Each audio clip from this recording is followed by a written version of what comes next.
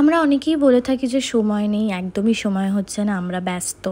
But believe করো, যদি তুমি কাউকে প্রকৃত অর্থে ভালোবাসো বা কাউকে প্রকৃত অর্থে পছন্দ করো না, তাদের জন্য সময় বার করে নেওয়া হাজার ব্যস্ততার মধ্যে অতি সহজ। জাস্ট তোমাকে ভাবতে হবে যে একে আমি সময় দেবো, ব্যাস।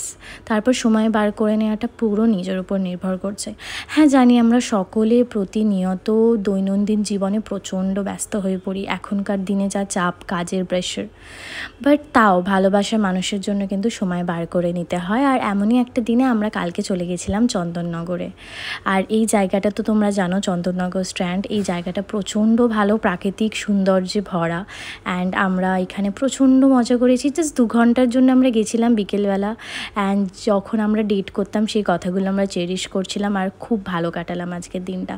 সবাই খুব ভালো থেকো, ভালোবাসার মানুষের জন্য টাইম দিও, আর সুস্থ থেকো। আজকের জন্য বাই।